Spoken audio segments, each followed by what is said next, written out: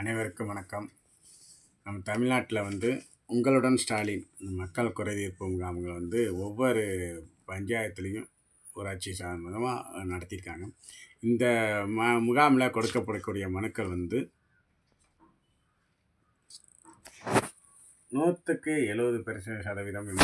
மனுக்கள் உடனடியாக தீர்வு காணப்படும். இன்னொரு என்ன ப்ளஸ் பாயிண்ட்னா, அடுத்து கூடிய சீக்கிரம் மே மாதத்தில் சட்டசபை தேர்தல் வரப்போகுது. அந்த சட்டசபை தேர்தலை மனதில் வைத்துக்கொண்டு மக்களுடைய குறைகளையும் உடனுக்குடன் இந்த முகாமில் நிவர்த்தி செய்து கொண்டிருக்கிறாங்க.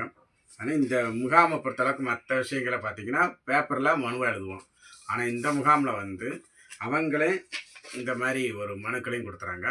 இதில் ஒவ்வொரு தொகுதியும் துறை சார்ந்து எந்தெந்த மனு கொடுக்கலாம், இதில் எந்தெந்த துறைகளில் என்னென்ன சேவைகள் கிடைக்கிறது அப்படின்னு சொல்லி ஒரு லிஸ்ட்டே கொடுத்துருக்காங்க.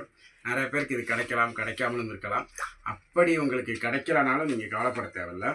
நீங்கள் உங்களுக்கு கொடுக்கப்படக்கூடிய இந்த அப்ளிகேஷன் உங்களுக்கு அந்த முகாம் நடைபெறும் இடத்துலேயே கொடுப்பாங்க. ஒரு தேவைக்கு ஒரு மனு தான் கொடுக்கணும்.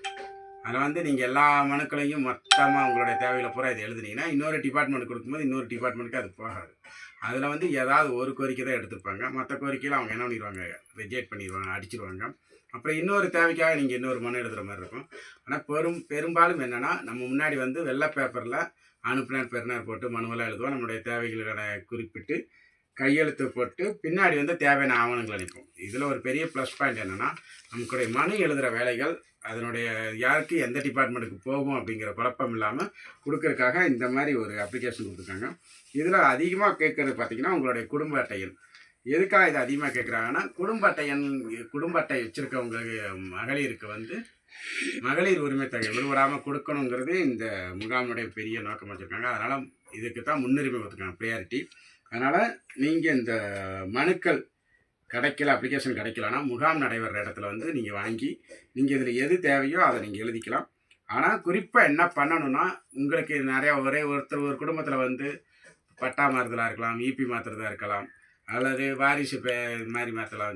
சாதி சான்றிதழ் அப்ளை பண்ணியிருப்பீங்க, அது வராமல் இருக்கலாம், வாரிசு சான்றிதழ் இருப்பீங்க. இது மாதிரி ஒவ்வொரு கோரிக்கை இருக்கும். ஒவ்வொன்றுக்கும் நீங்கள் ஒவ்வொரு மனு கொடுக்க வேண்டியது இருக்கும்.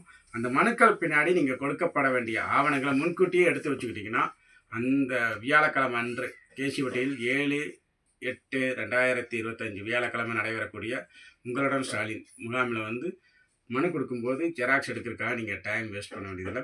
முன்கூட்டியே எடுத்து வச்சுக்கோங்க. இன்னும் நாளை இருக்குது. இன்னொரு வியாழக்கிழமை ஷடவுன் வேறு சொல்லியிருக்காங்க. ஒரு வேளை ஷடவுன் இருக்காதுன்ற அதிகாரிகள் மத்தியில் சொல்லியிருக்காங்க. ஷடவுன் இல்லாட்டி சந்தோஷம். நீங்கள் இருந்தாலும் அதை எதிர்பார்ப்பதற்கு முன்னால் நீங்கள் அட்வான்ஸாக எத்தனை மனு கொடுக்கணும்னு நினைக்கிறீங்களோ அதற்கு தேவையான ஆவணங்களை நகல் ஜெராக்ஸ் எடுத்து வச்சுக்கிட்டு கொடுத்தீங்கன்னா உங்களுக்கு ஈஸியாக இருக்கும். குறிப்பாக இதில் பார்த்தீங்கன்னா, இணைப்பில் உள்ள சேவை பட்டியலிலிருந்து மகளிர் உரிமை தொகை அப்படின்னு பார்த்தீங்கன்னா, சிறப்பு செயலாக்க திட்டத்துறை அப்படின்னு ஒரு இதில் இருக்குது. சிறப்பு திட்ட செயலாக்கத்துறை. இந்த டிபார்ட்மெண்ட்டுக்கு மகளிர் உரிமை தொகை அப்ளிகேஷன் வாங்குறதுக்காக ஒரு அலுவலர்கள் அதிகாரிகள் இருப்பாங்க. இந்த திட்டத்தை நீங்கள் குறிக்கணும்னாலும் பரவாயில்ல, மகளிர் உரிமை தொகைன்னு கொடுத்தீங்கனாலே அவங்க என்ன பண்ணிடுவாங்க, சிறப்பு திட்ட செயலாக்கத்துறைக்குன்னு பின்னாடி 16 துறைகள் கலந்து கொள்ளக்கூடிய 13 முதல் 15 துறைகள் அதிகாரிகள் கலந்துக்கலாம். அந்த அதிகாரிகளோட கிட்ட நீங்கள் இந்த அப்ளிகேஷன் தேவையான ஆவணங்கள் கொடுத்துட்டீங்கன்னா கீழே இருக்கிற ஒப்புகைச்சீட்டை உங்களுக்கு கொடுத்துருவாங்க. அதனால் நீங்கள் கஷ்டப்பட தேவையில்ல. மனு எழுதணும்னு ரொம்ப ரிஸ்க் எடுக்காதீங்க. உங்களுக்கு வேறு எதுவும் சந்தேகங்கள் இருந்தால் முகாம் நடைபெற இடத்துல உங்களுக்கு உதவுவதற்காக அரசின் சார்பாக தன்னார்வலர்களாக போட்டிருப்பாங்க. நீங்கள் அந்த முகாமில் கலந்து கொண்டு இந்த வாய்ப்பினை பயன்படுத்தி உங்கள் வாழ்க்கையை வளமாக்கிக் கொள்ளும்படி கேட்டுக்கொள்கிறேன். நன்றி.